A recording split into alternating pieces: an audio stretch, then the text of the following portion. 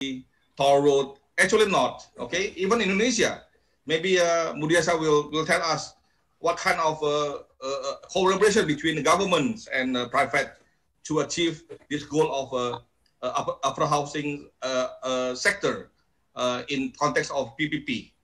So something like a government, local government can provide land, and private sector will come up with the construction. Then they will share the profit, something like that.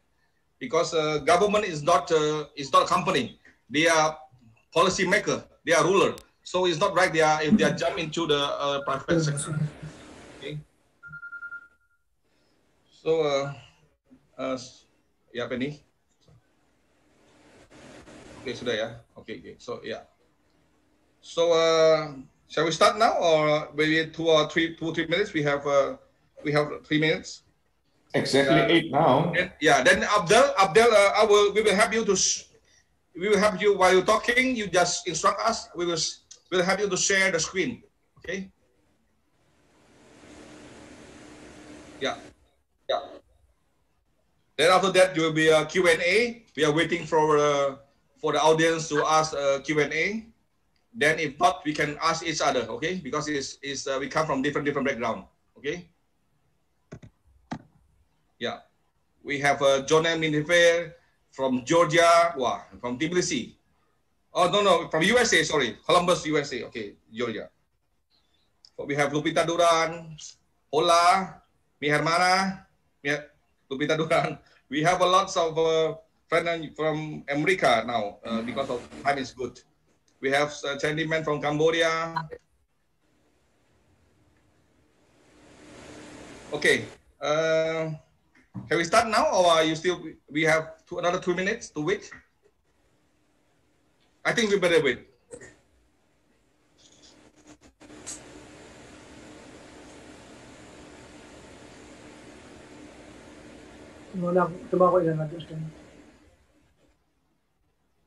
Rusmin, I'll have Jenny send you some PPT. Yes. I'm waiting. Yeah. Okay.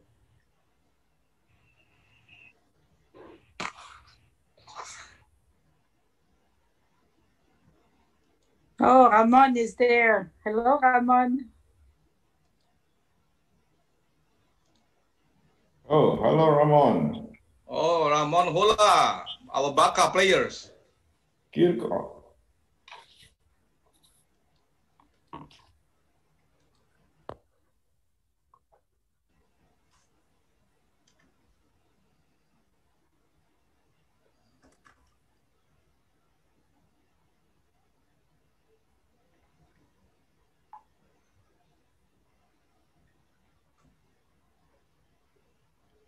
Rush is here from New York.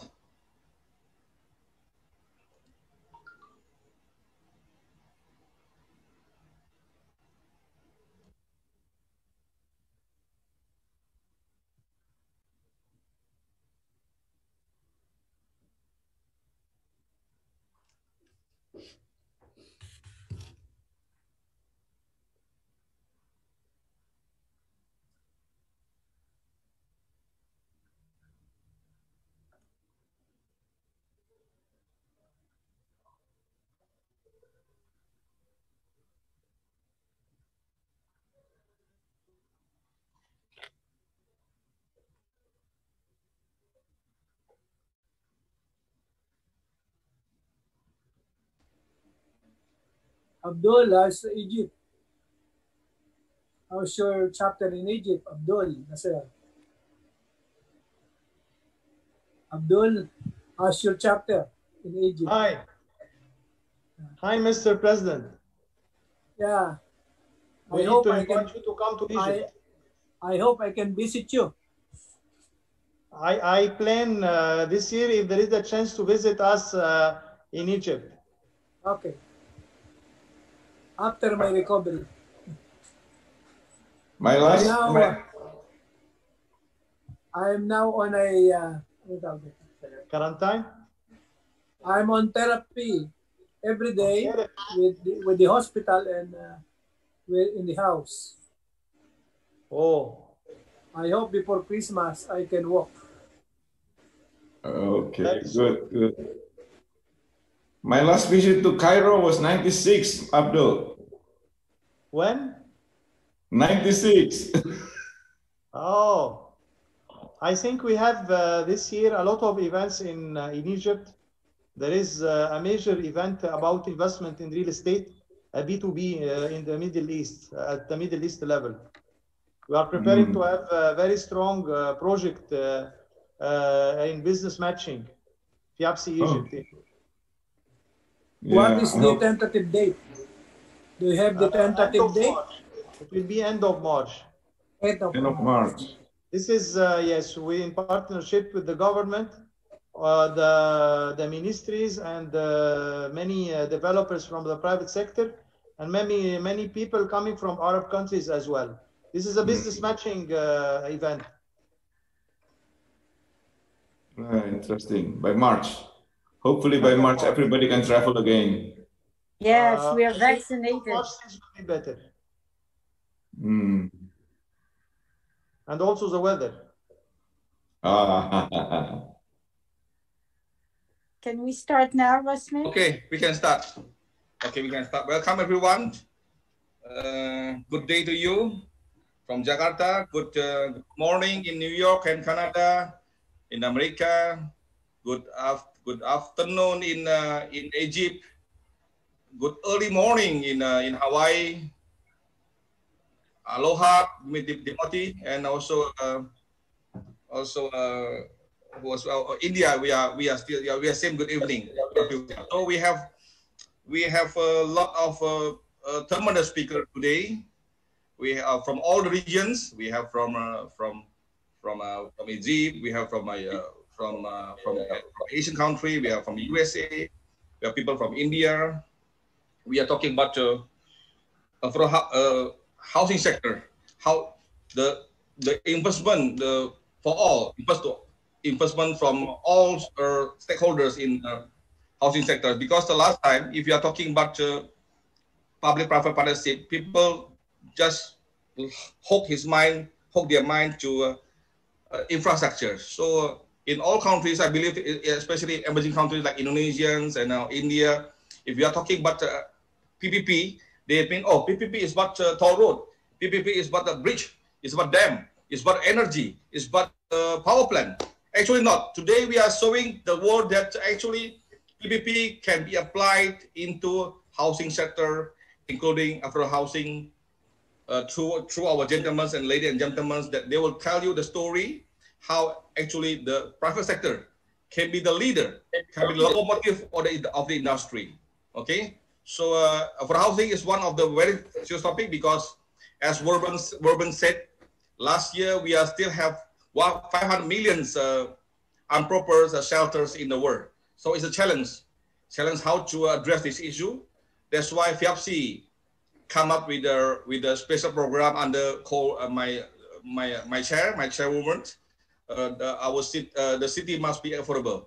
So we will tell the world, describe how important is the mission. We will tell you the story about housing in all the region. Okay, from east to west, from north to south. Okay, then I will broadly introduce my world presidents, my idol president from Manila, Manganang Gabi, Mr. Dulalia. Please have some keynote introductions. The floor is yours. Thank you, my friend Rusmin. Invited guests, my FIABCI family, ladies and gentlemen. It is a pleasure to greet you all in this international webinar on investing in housing for all, public-private partnership model. I'm glad to be here to see all of you today.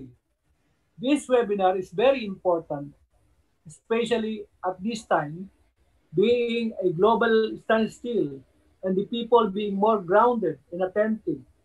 This is an opportune time to intensify the campaign and underscore the importance of matters relating to the environment, resiliency, and sustainability, and affordable housing. This session in particular focuses on investment in affordable housing and public partnership. With the rapid urbanization and increasing population growth, there is an urgent need for more housing that is affordable, inclusive, and viable. To help us attain this, best practices should be promoted, deterrent should be tackled, and the intervention of government, along with the cooperation of the private sector, is essential. Otherwise, the dream of affordable housing for all remains to be elusive. For example, in my country, Philippines, to ensure the steady supply of affordable lots and units, the Philippines government, with the cooperation of developers, required the allotment of certain percentage of every real estate development needing a license for socialized housing. That is 15% for subdivision and 5% for condominium, either in area or cost.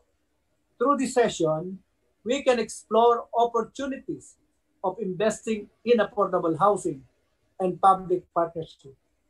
Now and more, the importance of the involvement of the crucial role of private sector towards achieving affordable housing are being recognized. The private sector can augment government efforts, and public partnership can be an important tool for affordable housing development, addressing the financial and other constraints of the public sector. This webinar is in support of our International World Urban Campaign.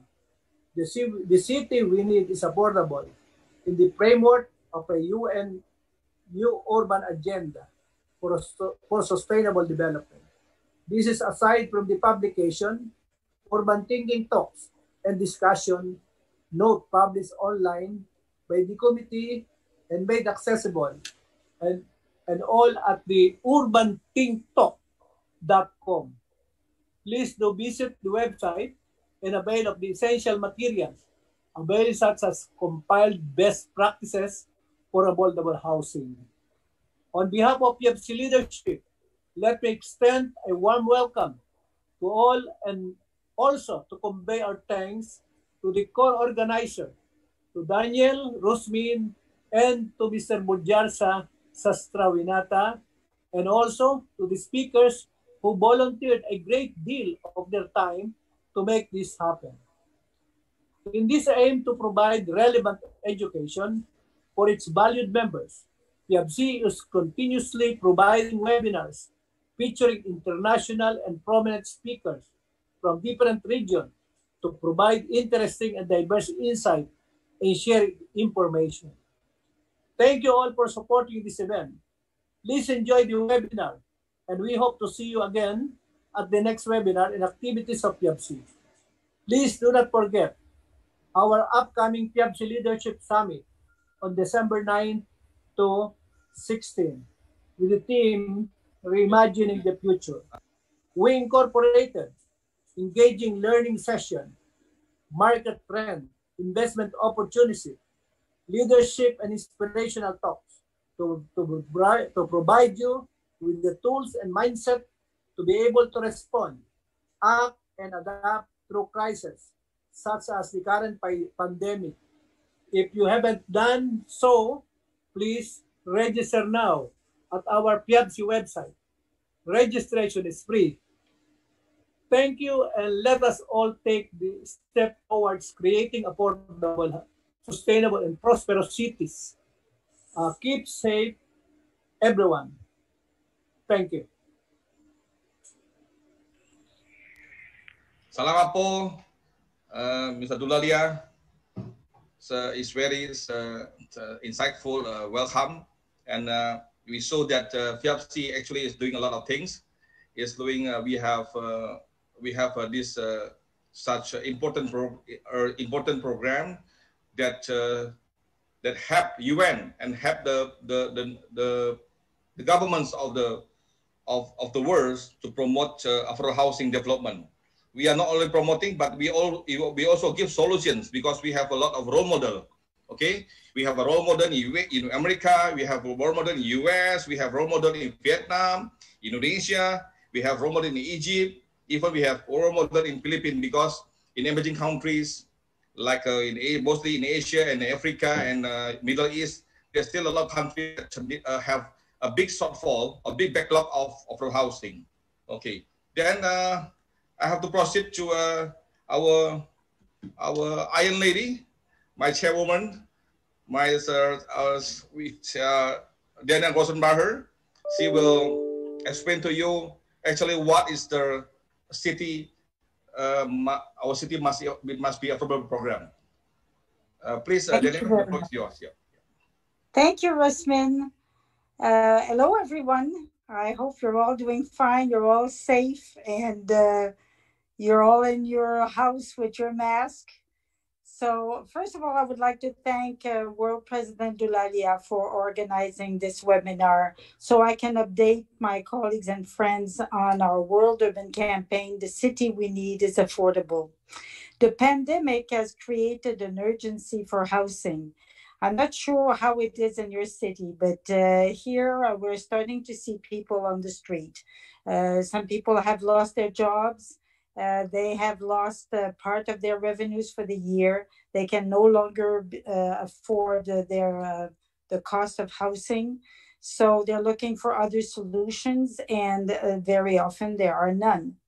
So we also have the situation that the pandemic has emptied the coffers of many governments or even municipalities. There's so much to pay for and so much help to give to businesses that there's not much money left for housing.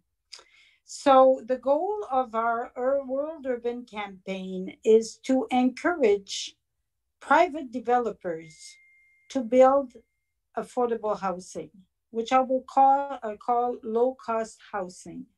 So it's clearer for everybody what we mean by affordable. We launched this campaign in Dubai in January 2016. And our first initiative was to have one publication per year. And Bill Endsley will talk shortly about those publications. We've had 4 so far and preparing the 5th one. The second initiative in our World Urban Campaign is this website that our World President Dulalia mentioned, www.urbanthinkingtalks.com. And Rusmin, I wonder if you can put that on the site as I'm speaking so people can see what there is. Basically, as you will see, there's a first section for books. All our 4 books are there. You can consult them. And you have also a section for talks. Those are 15 to 20-minute talks. And our 4 panelists today have contributed talks, and I want to thank them very much for that. So it's very important to share knowledge in these very difficult times where we all have to adapt and change the way we're doing things. So this is our second initiative. Our third initiative, which I would like to announce today, is going to be a public-private partnership initiative. I would like to encourage our leaders, our real estate leaders from around the world, to reach out to their local authorities.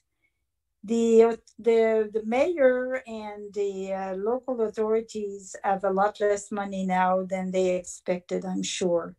And housing is certainly one of the 4 most urgent problems in most cities around the world. So I think it's a good time for the private sector to reach out to the public sector to see what can be done together to improve housing and increase the amount of housing in the city. So what I suggest is to have a first round of such meetings in different countries around the world.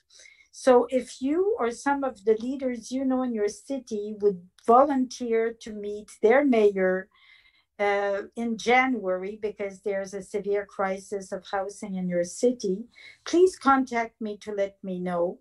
And the topics we need to discuss with between private and public sector is, for instance, is there land that the city has that is unused? Are they empty buildings that can be repurposed into housing? Can the process of approval of construction be made more quickly? So that's a very important one because it can save thousands of dollars to most builders. Where is the next infrastructure going to be? Is there a way to connect some housing to that? That's a very, very important. So I would like to ask you what you can do. Think of what you can do to improve housing in your city and increase the supply of housing. And if you're not a builder like me, like I'm not a builder, I'm a real estate broker, you can actually contribute free of charge a success story from your city or from any other city you've seen for the book. You also can provide a talk on an urban topic of your choice or tap on the shoulder of an expert in your area and share this. This is a time when we really need to learn. And I think this is something we actually can appreciate from the pandemic. This year, we've never been in touch so often with each other and learned so much from each other. And we still have a long way to go. I know the vaccines are arriving in many countries today. And the first lady was over 90, was vaccinated in London today. When we're all vaccinated, we'll have a big smile on our face and maybe we won't have to wear the mask. But in the meantime, there's a lot we can do.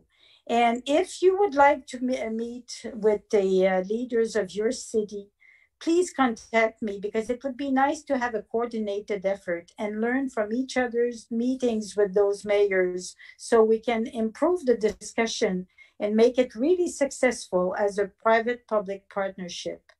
So thank you very much and happy holidays. And I hope that during this meeting, we can have a quick look at the website, urbanthinkingtalks.com. And hopefully some of you will contribute a talk. So thank you very much for your help. 3 initiatives, 3 ways to help us. Thank you very much. Thank you, Madam President, for your information. Danielle Grossenbacher is our FIABCI past world president. Okay, so 2006, 2007 is not I'm mistaken.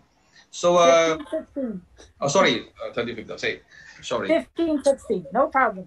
Okay, sorry. So we proceed to Bill. Bill, where are you? William Endsley. Good morning. If I say William Endsley, people will don't know, but I say Bill. I'll be in trouble, yes. Okay, so Bill is our expert, and Bill will explain to you what has been done for these umbrella programs. Our city must be affordable. Please, Bill, time is yours. Thank you very, very much. I always like to start with being very specific about the topic and what you need to know. And what you need to know today is why you and why now. Why you and why now do you have to engage in this project? Why you? Because this is a real estate problem and you're a real estate professional and you have to take some responsibility for us being where we are today. Why now? It's very clear why now. Because what has happened is we, as real estate professionals, but also as a society, have not paid proper attention to Mother Nature. And so therefore, Mother Nature is sending us a signal. Father Time is telling us, time is up. So why you and why now? Because you have the opportunity to participate in an entirely new paradigm in the real estate sector, which is housing for all. Many of us have been participating before, but now it's that much more crucial. So what we have done is, since we started in Dubai in January 2016, we said, let's provide solutions. We can list the problems all day long, but what FIABCI is about is providing solutions. So we have done 4 books so far. The first was in 2016. And might I add also that this is also a call for you to be involved in the UN activities with FIABCI and the Urban Campaign, because each of these books debuted at a UN meeting. Many of our members, we had delegations that went to Quito, Ecuador for Habitat 3, where we had an exhibit booth, and we were able to interact with the people at the exhibit hall and premiere this book and have a private event. And so in each of these books, solutions to quickly, efficiently, and sustainably increase the world supply of affordable workforce housing. So that was 2016. And if you go through the books, I've been working on these books. So if you go through them, each one by one, you see progress. You see how when we started, you know, it was a great book, but then the next one was better and better and better. And so one of the things that we all want to think about is, how do we take the next step? So that was the first one in 2016. It talked about architecture and building materials, urban planning issues, public-private partnerships, as we are still talking, and technology. The second book was in Malaysia, again at Wolf 9, World Urban Forum 9 in Malaysia, and this one focused on our regions. So we made sure to include projects from each of the regions: Africa's, Americas, Europe, Middle East, and all the different things. So that was very exciting. The third book had the theme culture, policy, inclusion, and innovation. And the fourth book, which we just did this year for in Abu Dhabi for Wolf 10, was Housing is a Human Right. Housing is a human right. We who are in the industry are the ones who have to address. There isn't anyone else to address this problem, but of course with public-private partnerships. So I just wanted to give a couple of quick examples that were included in the book. One of my favorites is Startblok Rijkerhaven, which is in the Netherlands. This is, the city donated an old soccer field, and the entire project is built with shipping containers. And the entire project is for refugee children. So many, many people know there's all sorts of problems around the world with housing. But in this situation, 17 to 27-year-old refugee children who have status, who are in the Netherlands legally, but one of the problems with refugees is if they're not integrated into the community, then that can lead to problems. So this entire project was, number one, to provide these refugee children, or young adults actually, 17 to 27, not only with housing, but education and integration activities to integrate them into the community so that they become included and are not isolated after having gone through whatever they have had to go through as far as becoming refugees. And actually, kind of all the way on the other end of the spectrum, we have Mary's Place. And Mary's Place is a homeless shelter inside the Amazon headquarters in Seattle. Talk about public-private partnerships. So when Seattle was noticing, the citizens of Seattle were going, hey, Amazon, yeah, something's going, you're changing our city. You need to take part. You need to step up as a major corporate player. And so they donated a wing of one of their new buildings in their headquarters specifically for housing women and children who were on the streets. So this is part of the corporate campus of Amazon. It was an already existing, Mary's Place was an already existing nonprofit housing the homeless, and they partnership with a huge corporate player. So those are just two examples of things that can be done. Why you and why now is because the next book deadline is January 15. So you need to get us any projects that are successful. They have to have been completed, very much like the Prix d'Excellence. They can't be on the books. It's got to be, this project is completed and open and helping homeless, helping affordable housing, helping all types of housing for all types of people for inclusion. So thank you very much. I do look forward to hearing the rest of the presentations this morning and our continuing good works together. Thank you. Thank you. In fact, there's a lot of initiatives done by a lot of private, either both private sector or governments, local governments in the world. But nobody knows it because they don't come out to promote. That's why exactly. Yeah, yes. That's why Danielle and Bill and also me was forced by FIABCI to have this to promote because home, we are not set. We are not a lot. I tell you, a lot of people, we are not building concrete. We are building home. It's different. Okay, so home is kind of inspirations for all. So okay, psychologically, if once workers, formal workers or informal workers, they have their own homes, they will have a less stress because they will not at night. The husband will not think where I'm going to move next year, mommy. So little bit stress, and also the children, they can grow in the good, in the proper, and also something like a positive environment. So if you build over housing, you are your hero. You are the hero in your country. Okay, that's by me and Bill. Okay, so Bill, you talk just now. You talk like Minister of Defense. I was frightened. You talk very seriously. Okay, okay. I hope everything is okay. So now we come to. We come who first? Maybe Mr. Budiarsa. Mr. Budiarsa Sastrawinata is the president of FIABCI Indonesia. He is managing director of Ciputra Group. Ciputra Group is a multinational conglomerate group in property and also other business beyond property. They do have school, they do have a university, they have hospital, they have a database company, and they have 100.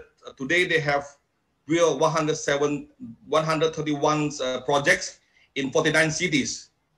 Okay, so surprisingly that 65 of them are scalable development. I name scalable because it's beyond 200 hectares. Okay, recently they launched 2,600 hectares CITRA city with in the township development 2 hours from Jakarta.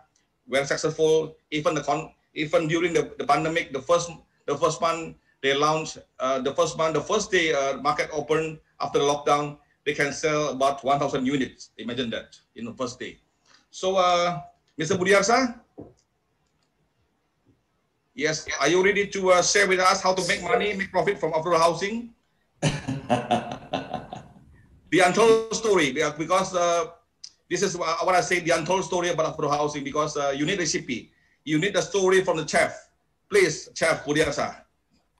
Okay, allow me to share the screen.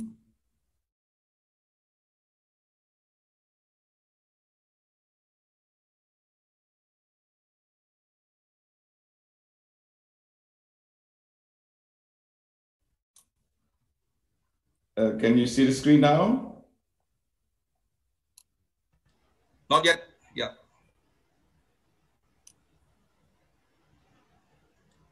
Is the screen on now? It's coming. Yeah, it's coming. It's coming, I think. It's still empty, sir.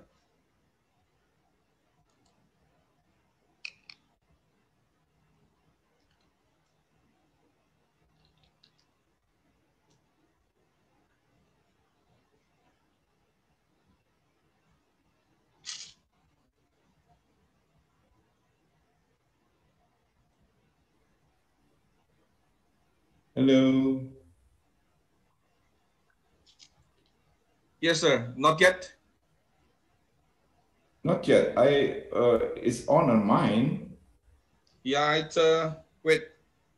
I call Fendi. Maybe wait.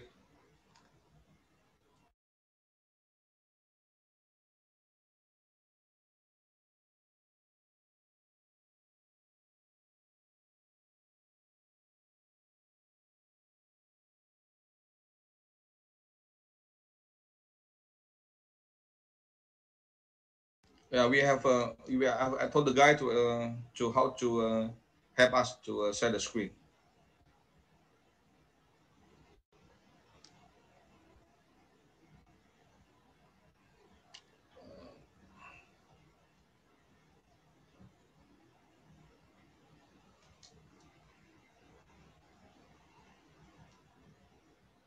Yeah.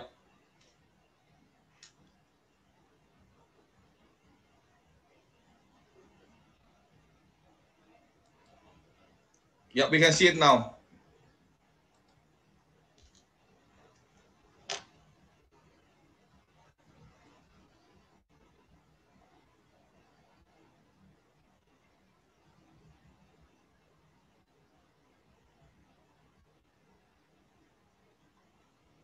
Yes, yes, sir.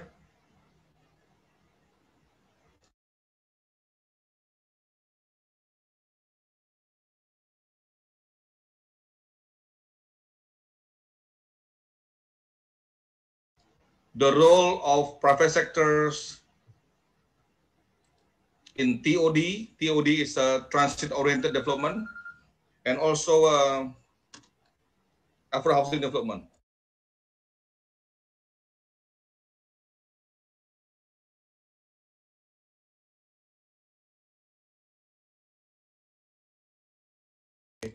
Okay. Yeah. Sebentar. Okay. Stop the screen first. I have to, sorry, Mr. Budiarsa has a problem with the internet, so we have to proceed to Pratima. Pratima, are you ready? To proceed to Pratima first. Pratima, are you ready? Very much. Okay. Pratima is I can say is an activist, is a woman with a goal-hearted. I think your goal is at least gold-plated, because he has a lot of homeless people to have their shelters. Okay, Pratima, please share your experience. We have 77 people watching from 4 regions in the world. Congratulations. Thank you so much. I would like to start, of course, by thanking FIABCI, especially, I think, Danielle, for giving me this wonderful opportunity to be on this very august panel to speak on a topic which is extremely close to my heart. As a founding member and executive director of Shelter Associates, which is a civil society organization, we have been engaged in social housing for over 2 decades, apart from other things that we've been doing. So I would really like to present the perspective of a civil society organization on this subject.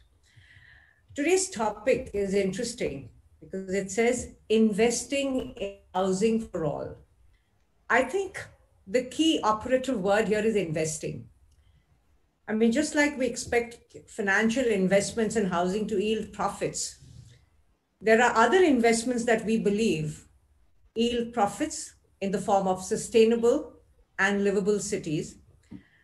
And those investments are placing the human well-being at the center of housing processes, and of course, adopting a very inclusive and I think an empathetic approach. It's important to interact and understand the client's needs and aspirations. I think even more so in the context of social housing, because the client here is looking for more than just a home. And typically in a public-private partnership model, there have been several attempts in different parts of our country where this has been attempted. And one of the biggest lacunae has been data. And the second one has been a top-down approach that has completely left the poor out of the processes. They've just not been able to participate in them. in processes that are supposed to lead to a better housing for them. Often the product has just been thrust upon them, leading to many failed projects where the original families for whom they were intended simply just moved out. And I think the rate of urbanization is taking place so rapidly that cities really cannot afford to ignore their poor. Large cities have almost half their population now residing in shanties or pavements, like the city of Mumbai. Therefore, our approach has been very different. We've believed in investing in a very data-driven and a very community-centric approach. We have deployed technology extensively to map and gather primary data on slums in cities where we've been working. Our surveys have aimed at 100% coverage so that we have spatial data that is created and which has proved over a period of time to be an excellent planning tool. Whether we've used it for housing, whether we've used it for water or sanitation, it has pinpointed the lacunas, the areas where you need to improve access to sanitation or water or any service. So we've used it very, very strongly.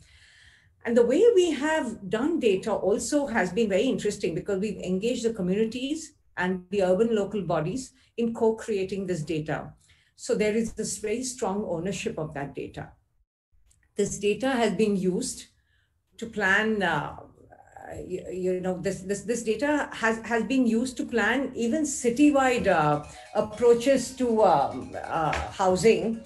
And this is where I find that, because we've been so strongly engaged with urban local bodies and communities, we've been able to facilitate them in a much better manner. We've also designed modules for raising awareness in communities around housing processes, across the cross-section of the community. I mean, we've worked with children, the youth, the old people, the women, the men, everybody is included in these processes. This very inclusive multi-stakeholder partnership, which is at every level, has fostered confidence, clarity, and comfort. Moreover, for us, the data has given us insights into the lifestyles and the aspirations of the community. And thereby, it has been easier for us to respond with design options, which completely involve the communities, in the final designs that went out. I'm very happy to say that our oldest project is over 2 decades old, but it continues to thrive as most of our original beneficiaries continue to live there. Winning the confidence of the communities, I believe, is half your battle won. We've done projects where communities have willingly relocated to other sites, but we've also done projects where communities have shared their land with other communities who've moved in with them. So I don't think, we can underestimate the power of data and an inclusive approach. So I think, when we do social housing or affordable housing, it's extremely important that we move from a very top-down approach to a top-down and a bottom-up approach that eventually leads to a very win-win situation for all. As you can see, some of the slides which are being shown there, it shows an active participation of communities. We've used every media that we can to communicate designs, to them and get their feedback on it. Can we go to the next one, Rusmin? This slide shows multi-stakeholder approach in action. I mean, we've taken government bodies to the slum sites. We've had lots and lots of meetings where communities and the government bodies come together, discuss, and then come to solutions. The next one, please. These are some of the houses which people have occupied. I want to say here that we never gave them finished houses. We just gave them shells, and people have really invested, gone all out and invested in their finishes. So you can see every tenement looks different. And maybe the last one. And I love showing everyone this because before, this is one of the slums in the city of Sangli Miraj. You know, before intervention, you could make out on Google Earth that this was a slum, but the same Google Earth shot shows you a completely redeveloped housing project, and nobody would believe that this was once upon a time a slum. So I think I'll stop there. Thank you so much.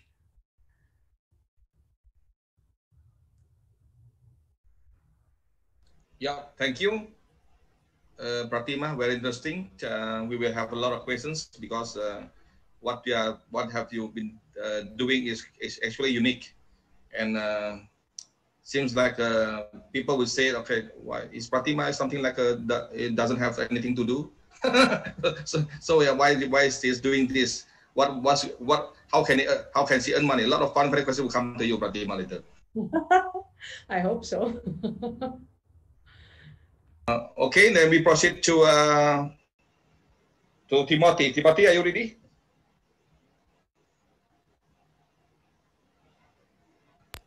Yes. Yes, I'm ready. Aloha. Yeah. Timothy is the president of Samkoo, Hawaii. He's king of the affordable housing development in Hawaii. Okay, I can say that. You can see that the background. You can see the project that he's built. Isn't it beautiful? Okay, you will feel like a 5-star, but you pay only 1-star prices, right? Am I right, Timothy? Okay, yes, the floor is yours, Timothy. Yeah. Okay, thank you. Aloha, everyone. Aloha. It's about 4 o'clock in the morning in Hawaii. So I actually stayed up all night. So, but I really felt this is a very important conference to be in. I really love to talk to all of you out there to share the success that I had in affordable housing in Hawaii. And yes, as you can see, changing the paradigm of affordable housing in Hawaii was the motto that I had for both of my projects. And when we talk about that, the importance of affordable housing, especially private public sector, is because there's a demand for this, demand for affordable housing. As you can see, since Rusmin put the screen up, I want to make sure that you understand that what kind of project that I've done, and going to saya lakukan. Dan and you can see the first project back up my background here, and also on the screen, completed in 2 years ago with 45 stories tower, 485 unit, and out of that we offer 60% affordable and 40% market, which was a very significant number and percentage of affordable housing in urban core of Honolulu. And this was sold out even before groundbreaking. And just to share with you, and next slide, Rusmin. This is my second project on its way right now. This is 40-story tower, which will be completing in about 10 months from now, which is next year, September, 513 units. And again, this was in the same way, 60% affordable and 40% market. And it was sold out, 95% was sold out on before groundbreaking. And 5% was sold in the weeks after, couple of weeks after the groundbreaking. And the significance of this is because nobody had offered this much amount of affordable housing in Honolulu, especially the urban core. You can see my background, beautiful beach area, Ala Moana Shopping Center, for those of you who have visited Ala Moana, Hawaii. And this is the most prominent location, and nobody thought that we were able to pull this off by putting affordable housing that is 60% and from 0 income to 140% area median income of Honolulu. And the significance of this is that 100% both affordable and market was offered to the people in Hawaii.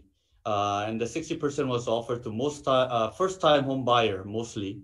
And we're so successful in this matter. And I want to talk about the importance and advantages of affordable housing. And just to begin with the importance, for about 600 unit affordable housing, for the seminar that we had about 10,000 people showed up for just 600 units. That's the demand that we're talking about. And in this, especially in this pandemic crisis, we don't have any, we only had one fall off on the studio unit for 512 units. But we have hundreds of people calling in to be on the wait list in case if anybody falls off from the pandemic job loss and whatnot. So that's the demand that we still have in this crisis. I think that's a very important factor, that the demand is out there, even during this pandemic crisis. And I want to let you know that it takes everybody's effort. We're talking about public-private sector partnership. And then we add that people at the end. And my focus was to focus on the need of the people rather than the profit itself. But although that I focus on the people, we made the profit. To begin with, this is a profitable. And I was able to pull this off by changing the paradigm of affordable housing. Rusmin just mentioned that this is a 5-star project with 1-star price. Yes, that's true. We put the quality up and put the price down. That's the key element of our success. So by doing so, we're able to change the paradigm. And I think it's breaking the perspective of affordable housing in Hawaii, and not only in Hawaii, but today I want to let you know that we can do this with the help of government. And we really need to bring in the government sector, public sector, to be able to be from facilitator to partner. It is very important that the partnership, because if we don't work together with the government, it's very difficult to come up with such beautiful and wonderful affordable housing in Hawaii and elsewhere in your cities that you're looking at. And some of the advantages are, Rusmin, go to the next slide, that we want to talk about. Yeah, I just talked about the 4 Ps, public-private sector with the partnership with the people. And next slide. And I want to talk about some advantages. This is some of the exemptions and benefits that we got by working under state agency program, which is 201H program under Hawaii Housing Finance and Development Corporation, which is under state of Hawaii agency. And we're able to get these exemptions in monetary value over $15 million of worth of the money that we had to spend in order to do this project by working with the government. So not only these exemptions that you're looking at this screen, but most important advantage was to have the zoning change, meaning that you can go high and you can go bigger. The height and density was allowed for us to go more than what's been zoned for this area. So we're able to do it. And the government also offered a low interest rate loan and tax credits and whatnot. And the benefit of this affordable housing that I did with the government is because it takes a faster entitlement process and faster permitting process to be able to build this in about 3 years rather than 4 or 5 years, which means that I was able to finish it in 3 years from starting of entitlement to finishing up, have people moving in. And my next project, I started right away. So it shortens the amount of period, which means that we can save money in construction costs. And by working together with the government, I just want to let you know that I'm running out of time, but I'm rushing through. But I want to let you know, especially those developers out there, that it is profitable. We make profit. A lot of people think affordable housing, by doing affordable housing, you don't make money. But you know, we're not charity, and we're not doing this for free. But we were able to work with the government step by step as a partner, and we're able to make this profitable and marketable, because it's sellable. As I mentioned, the demand was there. And at the end, housing for all, we're able to satisfy from 0 income to 140% of area median income in Honolulu, so that it was sold out in no time. So at the end of the day, by working with the public-private sector for the people as a beneficiary, the buyers, housing for all, and everybody wins. So I just want to let you know out there that it is possible and it is profitable to work with the government to bring out something like this, the affordable housing for for your city, my city, and cities around the world. Thank you very much. Yeah, Kamsahamnida, Mr. Timothy. I have a lot of questions to you. I don't think that the participants, I have to say sorry because I have to occupy your quota. Okay, after this. Then we have to proceed to Mr. Budiarsa. He's very experienced in the scalable development. The Ciputra group has about more than 65 scalable developments. Scalable means township development. So he will tell the recipe the untold story about how being successful to have affordable housing development.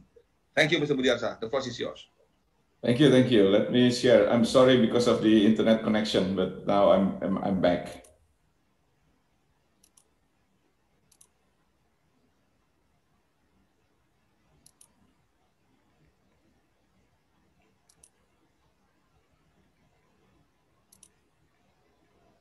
Can you see the screen now? Yes, yes. Okay, that's great, that's great. Okay, thank you for having me to share the experience on developing the affordable housing in some of our projects.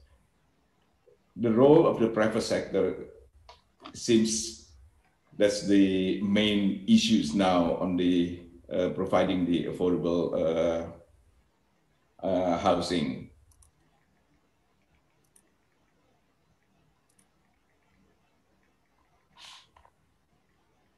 Yes, I think the private sector in Indonesia actually has been given the opportunity to develop, to participate in providing the affordable housings way back to 40 years ago. But most of the development, of course, still near the highway, near the toll road. There are all the automotive oriented.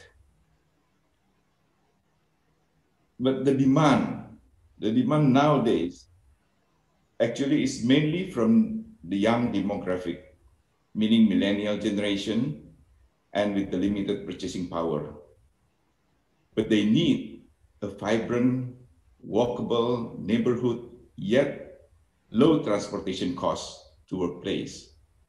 The solution then is an integrated TOD or a new transit town around the MRT, the LRT, or train. So the development model is as an integrated large-scale development to create the economy of scale at the strategically located with public infrastructure connection at an area with relatively low land price, where local infrastructure will be developed in phases and covering the whole segment of the market to exercise the financial viability by cross-subsidy. We have developed a few similar townships since more than 20 years ago. And with the same model, the project that I'm going to share today is MAJA New Town, in MAJA New Town, but our project is called CITRA MAJA RAYA that we just started 5 years ago. The MAJA New Town is a planned new town by the government, which covering an area of more than 15,000 hectares, with a projected population of 1.2 million, and located about 60 kilometers west of the capital city of Jakarta, with the train station as the core of the development. But our project development, the CITRA MAJA RAYA, covering an area of 2,600 hectares, is as the first stage of the MAJA New Town, which is planned by the government. The CITRA MAJA RAYA is developed with the vision as an integrated new township transit town with affordable housing to elevate the housing backlog. is as the core of the development, a vibrant walkability, mobility connectivity, and affordable riderships. Livable neighborhoods with easy access to public facilities such as education, healthcare, sports, and commercial. This is the master plan of CITRA MAJA RAYA, an area of 2,600 hectares, with all the facilities that will take place in stages. And as you can see, this residence is well located, well connected to the MAJA train station with a walkable distance to the bus stop and the sub-center. Since 2015, 18,000 units of houses have been completed and under construction, with public facilities such as schools and sport facilities development already taken place. Even the schools is already open. But because of the pandemic, they still do it not physical study at school, but they do it in stages. These are the typical smallest house that is available with the price between 10,000 to 12,000 US per unit. So as an integrated infrastructure network is to support the development which is provided both by the government and the private sector. So the government will provide, of course, the railway, which is already there, and also the highway, and the major road, the toll road, and the main power supply, the main water supply, only up to the site, and also the main telecommunication system, and main drainage system. So, but we, from the private sector, we build the local road, the bridges, the flyover, what is ever needed there. And some of the toll road, we got the concession from the government, electricity within the project, and also as the water supply within the project, and also the telecommunication network and the local drainage system. So these are the pictures, these are the facilities, infrastructure built by the government. And this one also, like the power, the toll road, the telecommunication, but these are, that is built and constructed by the private sectors, like as if we need the flyover, the main road, and other facilities within the project. So now, let me conclude that, of course, there's a challenges on this developing for affordable housing, but the coordination between the state-owned, be it central government or local government, for the infrastructure is essential. So with the close coordination and synergy between the private and public sector, it will solve the main issues of the infrastructure. Further expansion of the public infrastructure development by the government also is to encourage the housing development itself. And the other challenges is the tax and the fiscal incentive for affordable housing. But in Indonesia, the government already give the tax incentive for the affordable housing, which price between 10 to 15,000, including the lower VAT, the lower interest rate from the bank, but of course with all the requirements set by the government. But we also think that at the moment, the bank loan is not allowed to use to acquire the land acquisition. But we would like to recommend actually for affordable housing, the government should also allow some of the bank loan to be used as part of the land acquisition. Of course, not all, because we also need to have our own equity. And one of the biggest challenge is the availability of a large size of land at a low price. This is to create an economy of scale of the project. And this is also because there is no regulation to control the land price.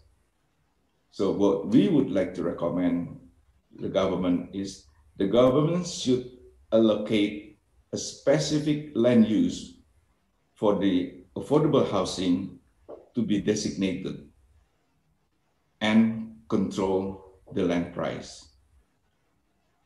By doing this, even though without all these recommendations that I just mentioned, but we have done successfully developing a few large-scale integrated township development with, of course, as a private sector, justified financial viability, and with all the same model.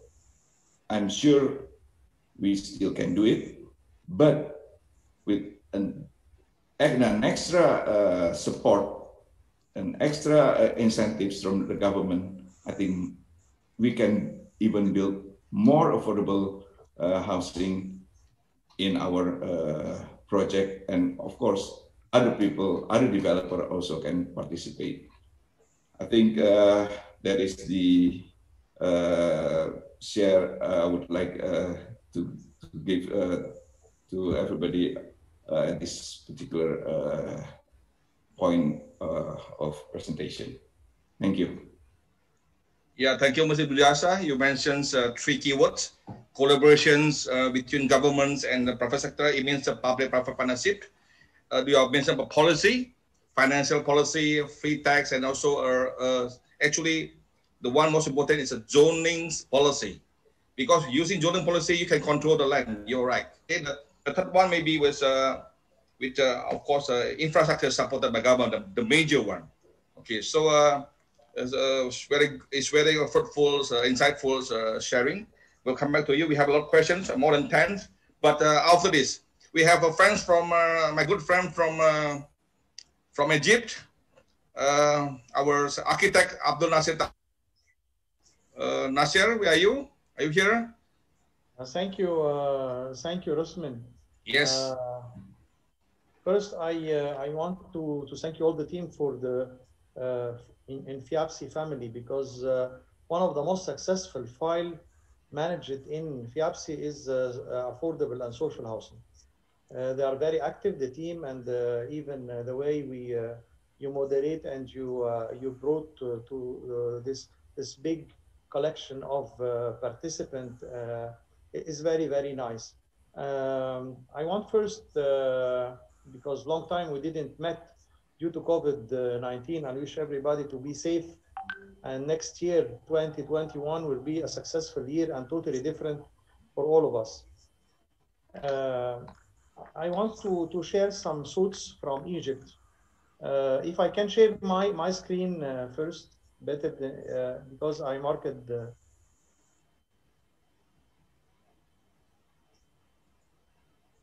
Can you do that?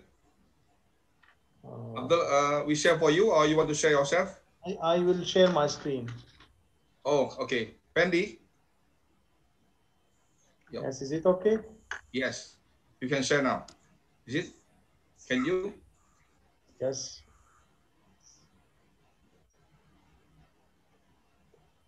Is it okay? Yes, yes. Okay. The total number of applicants for social housing program. Okay, great. And simply, I will take. I try to be very short. And from 4 or 5 years, the Egyptian government launched the program or a very challenging objective to build 1 million social housing unit. and we didn't believe it. We said this is very challenging and extremely difficult even to finance. But in fact, now 4 years, they delivered already maybe 50% of this figure, which is massive and very exceptional compared to what we built before, and also to other countries. I want to share some key points in this. The mortgage, for example, to support this program increased a lot over the last 3 years to support this challenging objective. In fact, the subsidies only to subsidize this project, the government put $500 million US to subsidies for a program which is almost equivalent to 1.7 billion US dollar. So we can imagine the size to finance this very challenging project. I can say that 90% of what was built was totally built by the government itself, apart what was built by the private sector, respecting for sure the sustainability criteria. But the most important, how they did this project. The government decided to build 15 new cities, big cities. So the number of projects is more than 1,000 projects in more than 180 cities. And the total number of units and applicants now is more than 1 million. And they delivered already almost 400,000, and there is another 200,000 under construction. So these figures are extremely big. And even for us in Egypt, it's a very challenging objective. Behind this, there was the infrastructure for 15 new cities, not only for the affordable housing. More than 7,000 or 800,000 network of roads, electricity increased by 30 or 40%. So the project, the governmental project of social housing started from infrastructure and urban development and overall development as well. So it cannot be separated from the challenging development plan of the government in developing economy all over the country. As we said, the now already delivered finished unit around 400,000 unit all over Egypt. And the mortgage is, and the total size of the project is more than 1.7 billion US dollar. What I want to say is simply the social affordable housing is a governmental plan, a governmental objective. We, either the private sector or the organizations, we are helping the government to reach and achieve these plans. So we have to know that our main clients and the main support should go to mainly with solutions to the government itself, and find for them solutions and innovation and experience and support them. So the client mainly, this is the first message, that the client is mainly the government, not only as regulator, but in its all aspects and the role that they play. The second is, we don't, you know, and in every country for sure, the government tried to move slums to social housing or low-cost housing in areas where the land is not expensive. And this creates a very big problem, because it could be far from their work or the economy of the people who lives in these areas. And this is also a very challenging point. So we cannot separate the housing programs from the social and economic development of the surrounding, including connectivity, including activities, and those people needs to work as well. And sometimes if we don't find good solutions, we face a big resistance. So this is the second point we have to take care of and guide and help the government in finding a way to connect people to their economy with their housing, the economy linked, and even the social part to the housing solutions.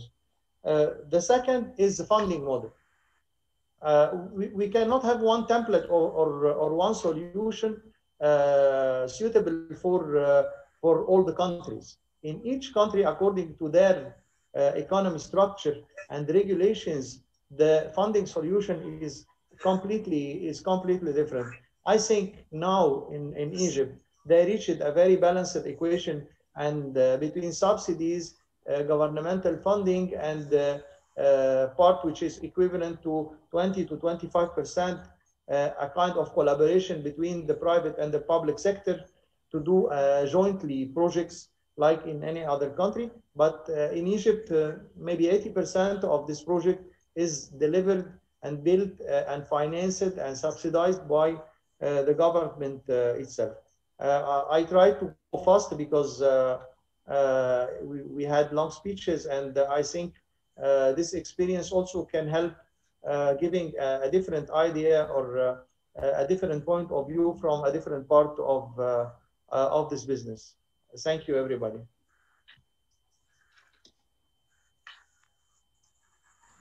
Thank you, Abdel, for sharing.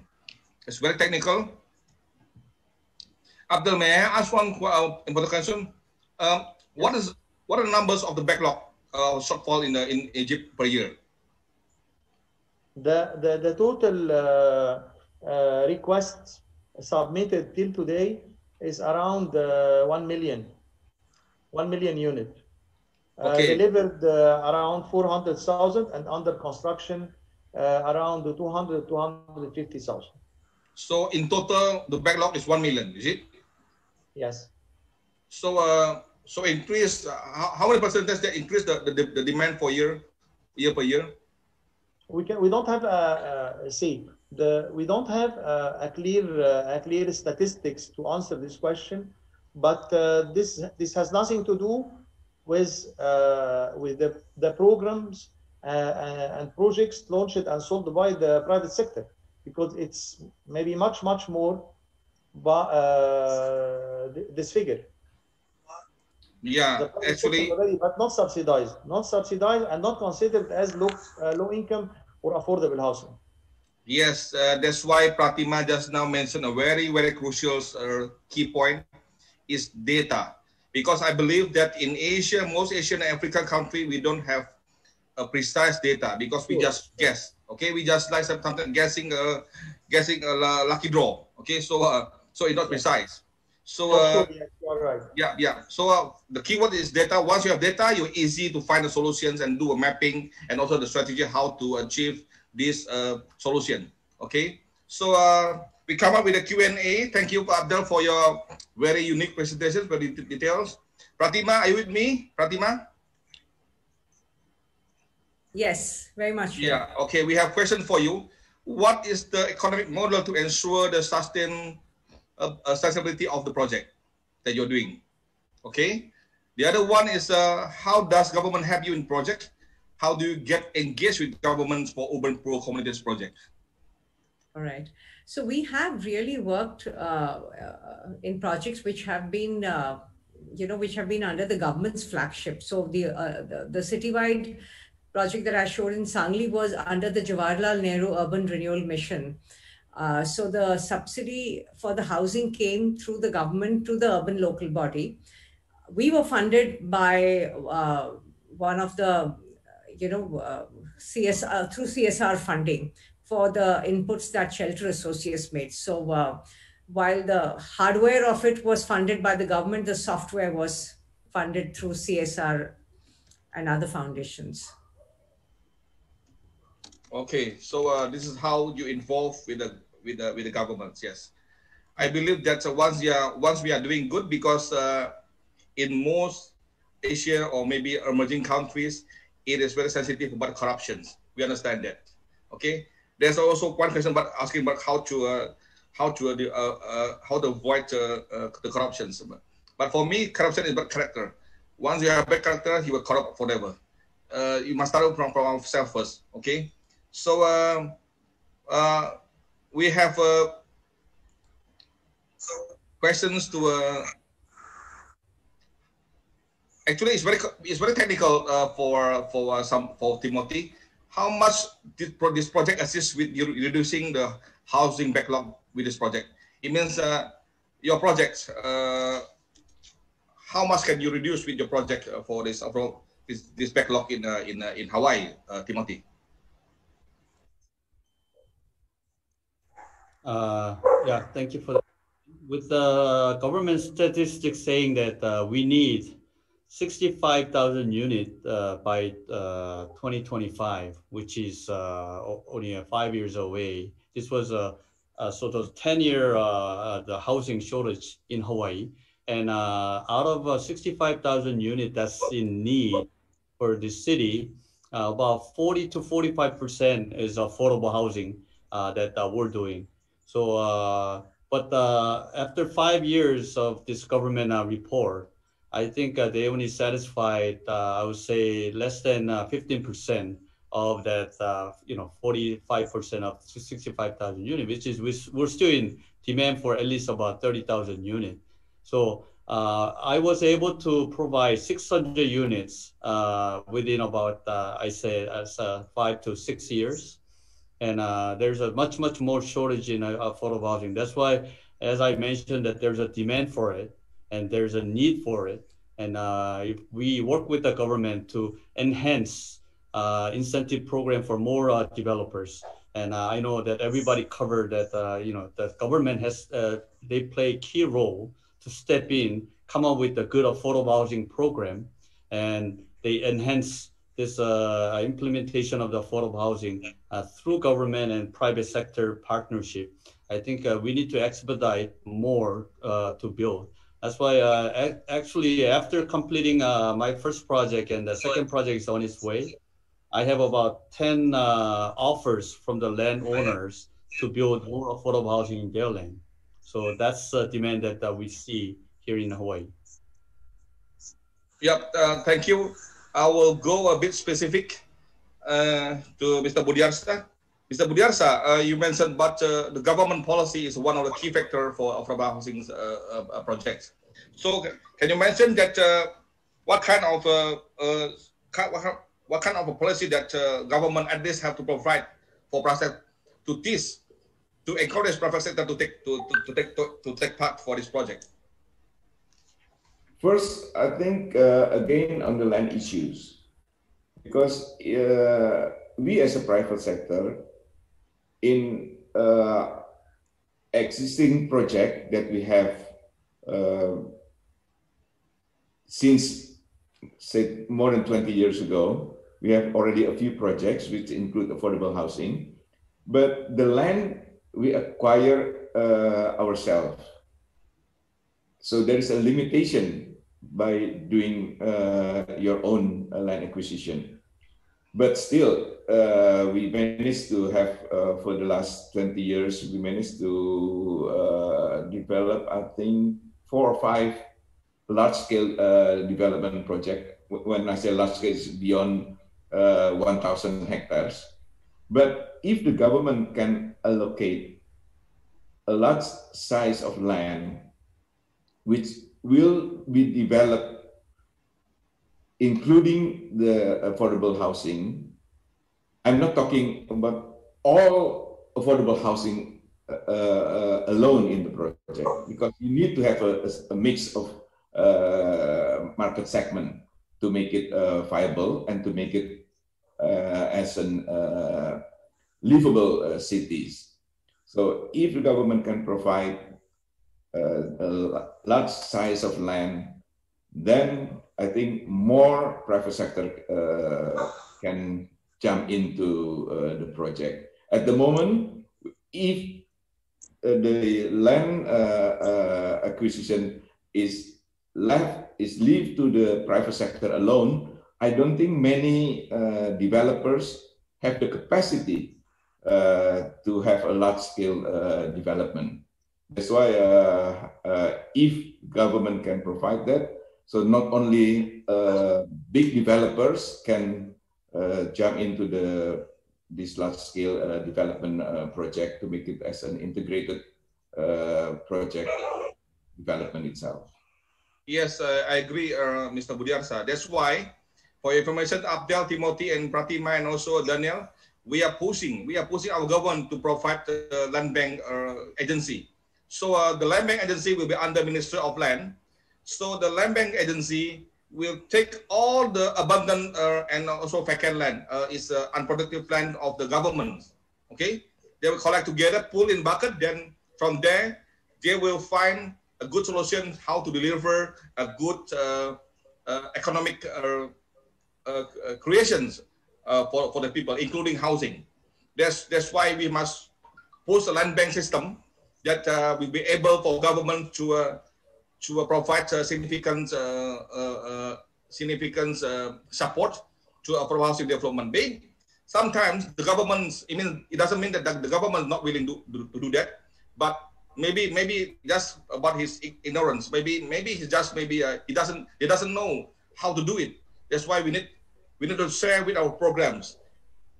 The city we need is affordable. So if you have any questions in Asia, in Africa, you need us to help you to how to proceed to lobby a government. We will have solution for you.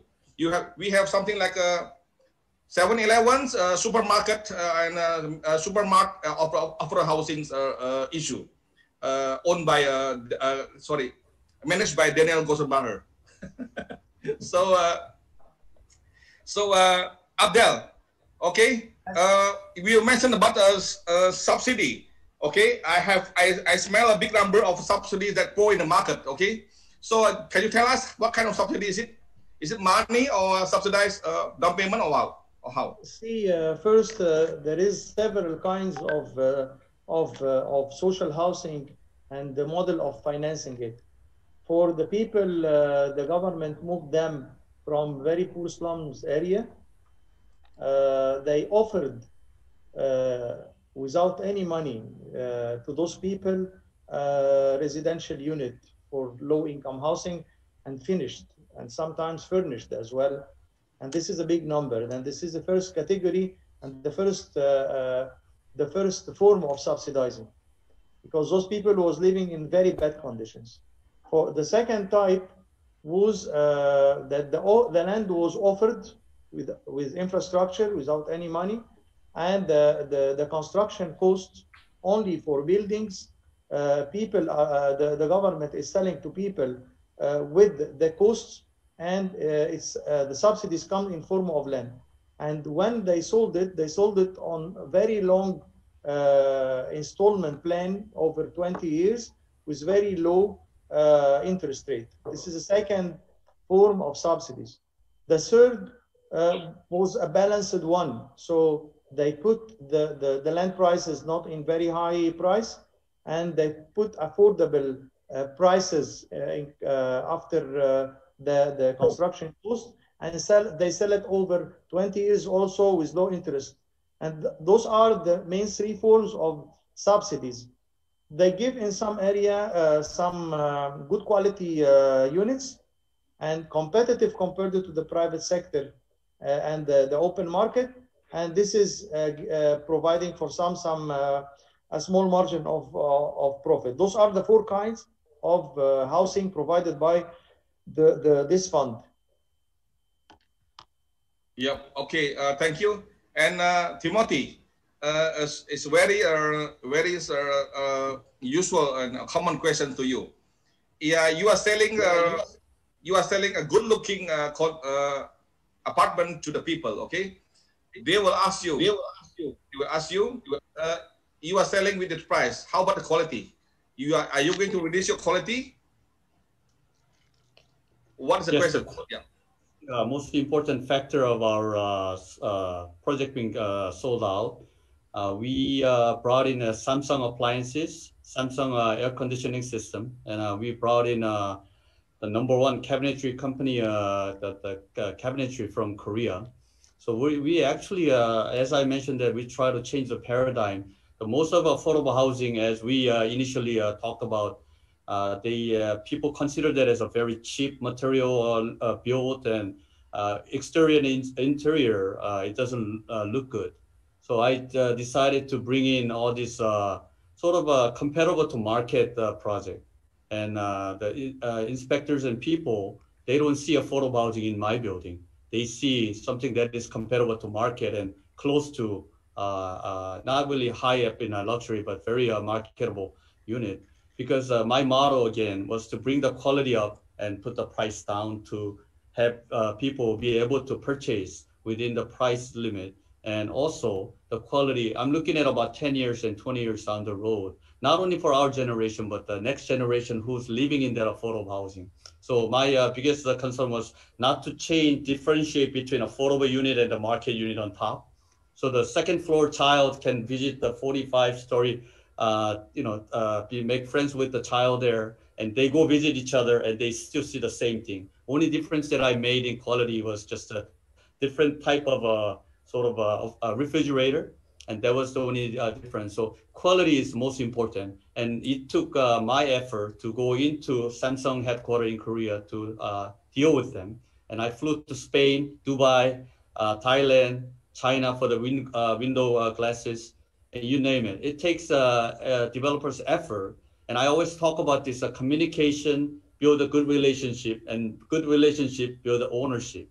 And I was able to meet up with all those people who provide the materials for our project and give them the ownership, saying that, hey, this is something that we're doing for this, people who are in need.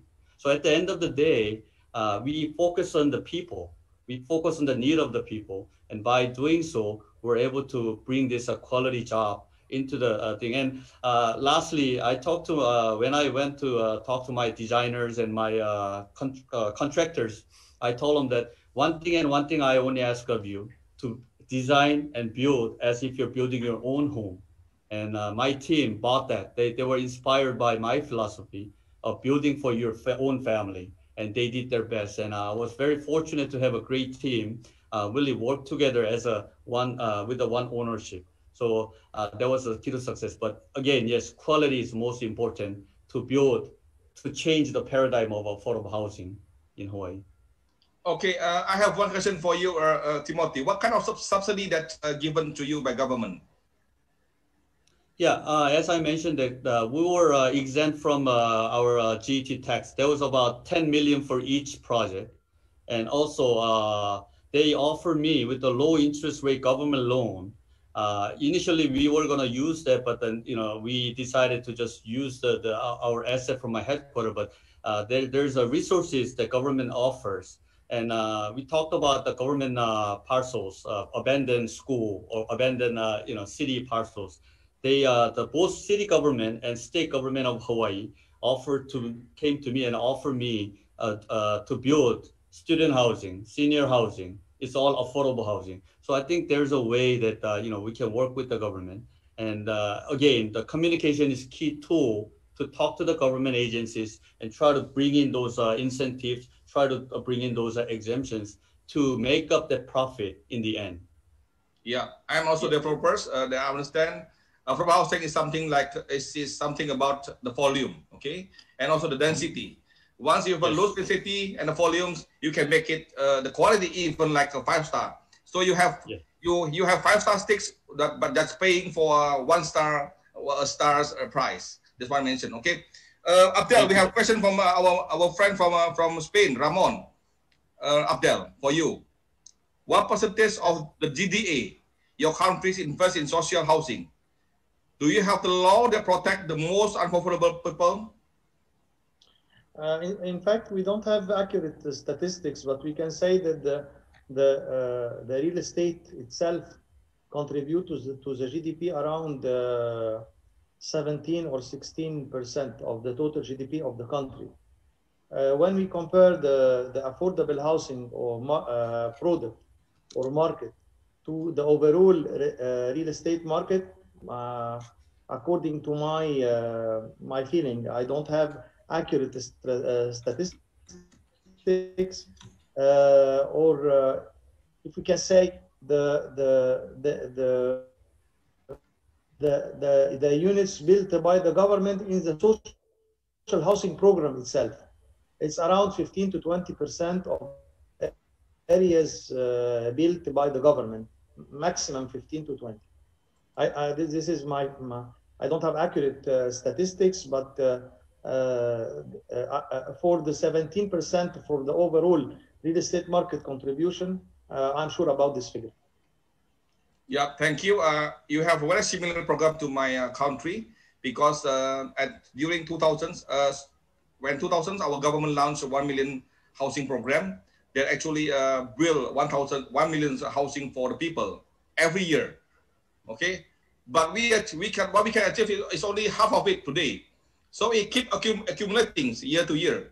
So we can only contribute something like 500 to 600,000 a year. So it's a challenge as well. So that's why Indonesian backlog is quite huge. We have about 13.5 billion shortfall today.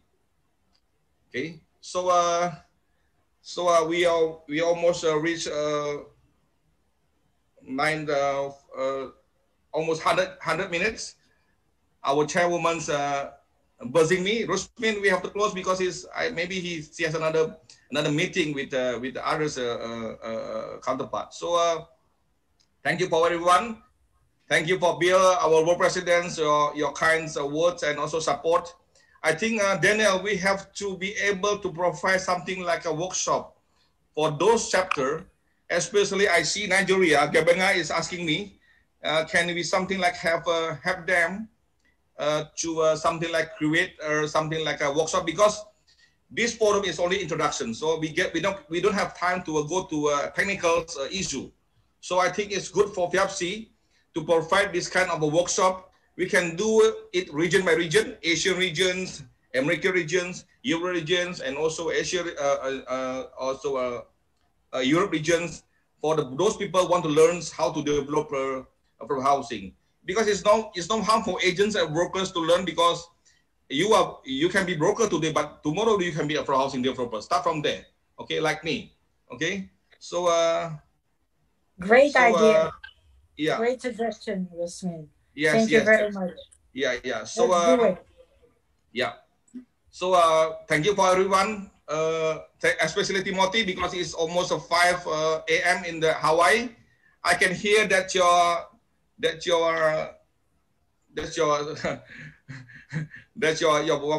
wife calling you. Okay, daddy, sleep.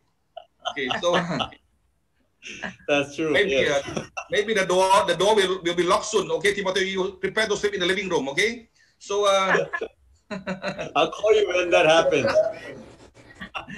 But very good, because I'm keen to visit your project, because it's in Hawaii. It's not in Maui. It's not in other island, because surprisingly, because I know that Hawaii have a lot of islands, but it's in Hawaii. All of you in Hawaii someday after this pandemic dies down. Maybe we will come and compete with you soon, Timothy. Okay. Okay. Thank you, Bill, again. Rusmin. Yes. Rusmin. Yes. Congratulations to all of you. You have excellent speakers. Yeah. Thank you, Mr. World President. Thank you very much for your participation. For your kind support. Year 2021, totally different from what we faced in 2020. Yes. Very different. We want it better. And we want to meet face to face, huh? Yes, with no mask. Yes. Thank you, everybody. Very much. We stay for one group picture, okay? I'll take group picture first. Group picture, okay? Send it to Facebook. Yeah, for Moby, turn on your face, okay? Oh, Moby. Hello. Yeah, Babu, hi, from Manila. Yeah. My friends, Moby is actually military, like Lieutenant Colonel, but turn into property or stakeholders. Imagine that, okay? You see how sexy is the property is. Okay? Hi, Moby. Yeah, he was working in a Filipino government palace. I can tell you that. Okay. 1, 2, 3. 1, 2, 3. Okay. Thank you, everyone. Thank you. Congratulations, all the Thank you. See you soon. Thank you. Thank you, Mr. President.